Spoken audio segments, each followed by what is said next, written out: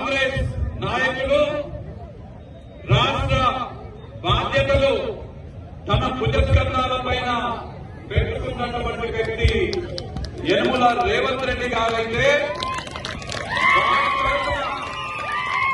రేవంత్ రెడ్డి గారి తరఫున కొడంగల్ బాధ్యతలు వారి భుజస్కంధాల పైన పెట్టుకున్నటువంటి యనమల తిరుపతి రెడ్డి గారికి,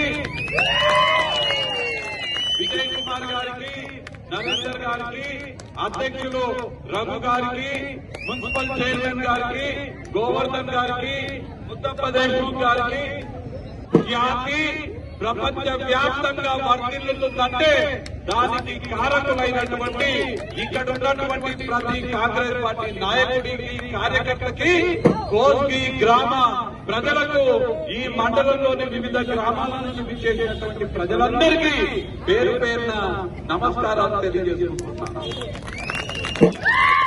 ఇవాళ ఎన్నికల సమయం, లోక్సభ ఎన్నికలు.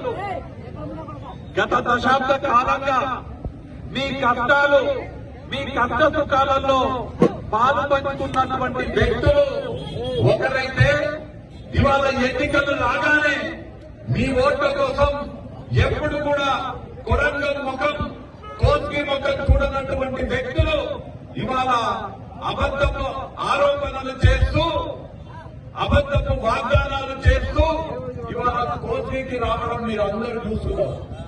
నేను ఇవాళ మీకు అందరికీ చెప్తున్నా, కోస్గి మండల గ్రామ ప్రజలందరికీ కూడా నేను చాలా బాధ్యతతోటి తెలియజేస్తున్నా, ఈ ఎన్నిక వంశీ చంద్రెడ్డి మధ్యన, ఒక వ్యక్తి మధ్యలో, ఇద్దరు వ్యక్తుల మధ్యలో జరుగుతున్నటువంటి ఎన్నిక కాదు. ఈ ఎన్నిక కాంగ్రెస్ పార్టీకి, ఇంకొక పార్టీకి జరుగుతున్నటువంటి ఎన్నిక కానే కాదు. ఈ ఎన్నిక కొడంగల్ ఆత్మ గౌరవానికి సంబంధించినటువంటి ఎన్నిక. ఈ ఎన్నిక కోస్గి అభివృద్ధికి సంబంధించినటువంటి ఎన్నిక. ఈ ఎన్నిక కొడంగల్ కోస్గి భవిష్యత్తు తరాలకు సంబంధించినటువంటి ఎన్నిక. ఈ ఎన్నిక మన ముద్దు బిడ్డ, మన ఆత్మ గౌరవము, రేవంత్ రెడ్డి గారి ప్రతిష్టకు సంబంధించినటువంటి ఎన్నిక. ఇవాళ నేను అనుకుంటున్నాను, ఇక్కడ పోటీ చేసేటువంటి వ్యక్తి చల్లా వంశీ చంద్రెడ్డి కాదు. ఇక్కడ పోటీ చేస్తున్నటువంటి వ్యక్తి స్వయంగా మీరందరూ అభిమానించి, మీ అందరూ మీ గుండెలలో గూడు కట్టుకున్నటువంటి వ్యక్తి యనమల రేవంత్ రెడ్డి గారు అనే విషయాన్ని ఇవాళ చాలా మంది చాలా బూటకపు మాటలతోటి మన ముందుకు వస్తున్నారు. ఇవాళ నేను మీ అందరికీ తెలియజేస్తున్నా, మిమ్మల్ని అందరినీ కూడా ఆత్మ విమర్శ చేసుకొని ఈ ఎన్నికలలో పాలు పంచుకోవాలని నేను ఇవాళ మిమ్మల్ని అందరినీ కోరుతున్నా. ధర్మం ఎటువైపు ఉందో ఆలోచన చేయాలని మిమ్మల్ని అందరినీ కూడా నేను కోరుతున్నా. ధర్మం ఒక వ్యక్తి కొడంగల్ నియోజకవర్గానికి ప్రతి ఎకరాకు సాగునీరు అందించాలని పాటుపడుతున్నటువంటి వ్యక్తి ఒకవైపు ఉన్నాడు. ఒకరు సారా వ్యాపారాలు చేసి వాళ్ళ సారా వ్యాపార సామ్రాజ్యాన్ని కొడంగల్ కి తీసుకురావాలని చూస్తున్నారు. సాగునీరు అందించే వ్యక్తి వైపు ధర్మం ఉంటుందా, సారా కాంట్రాక్టర్ల వైపు ధర్మం ఉంటుందా ఆలోచన చేయాలి. ఒక వ్యక్తి ఈ కొడంగల్ గడ్డపై పుట్టినటువంటి ప్రతి ఒక్క బిడ్డకి సిమెంట్ ఫ్యాక్టరీ పెట్టో, మెడికల్ కాలేజ్ పెట్టో, ప్రతి ఒక్క కాలేజ్ పెట్టి మీకు ఉద్యోగాలు ఇవ్వాలి, మీకు ఉపాధి కల్పన కల్పించాలని ఆలోచన చేస్తున్నటువంటి వ్యక్తి ఒక వ్యక్తి అయితే, మీ కోస్గిలా మన కోస్గిలా ఇంజనీరింగ్ కాలేజ్ పెట్టిన వ్యక్తి ఒకరైతే, మనం మన పిల్లలకు ఉద్యోగాలు ఇవ్వాలనుకుంటున్నాం, ఇంజనీర్లను చేయాలనుకుంటున్నాం, డాక్టర్లను చేయాలనుకుంటున్నాము. కానీ అలా వాళ్ళు మందు కళ్ళు అక్కడ అమ్మి ఇవాళ మందు కళ్ళని ఇక్కడ పాలించి మన భవిష్యత్తు తరాల వాళ్ళని పాడు చేయడానికి వస్తున్నారు.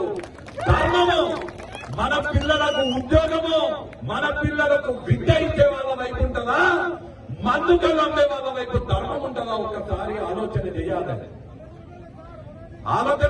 కొడంగల్ ప్రజలు, కోస్గి ప్రజలు ఒక వ్యక్తి ఇక్కడ ఉన్నటువంటి వనరులని ఉపయోగించుకొని సిమెంట్ ఫ్యాక్టరీ నిర్మిస్తే ఆ సిమెంట్ ఫ్యాక్టరీల మీకందరికీ సంపద అందుతుంది, మన పిల్లలకు ఉద్యోగాలు అందుతాయి. ఒక వ్యక్తి తీసుకుంటే అక్కడ దొంగ క్రషర్లు పెట్టి మన గుట్టలని కొల్లగొట్టే వాళ్ళు ఇక్కడికి వచ్చి వాళ్ళ దొంగ క్రషర్లు పెట్టి ఇక్కడ వాళ్ళు మన సంపదని హరించనీకి వస్తున్నారు. ధర్మం ఎటువైపు ఉన్నదో కొడంగల్ కోర్టుకి ప్రజలు ఆలోచన చేయాలి. ఒకసారి ఆలోచన చేయండి మీరందరూ కూడా. మొన్న జరిగిన శాసనసభ ఎన్నికలల్లా ఒక వ్యక్తి మీ ముందు బిడ్డ కొడంగల్ పులిబిడ్డ కేవలం నామినేషన్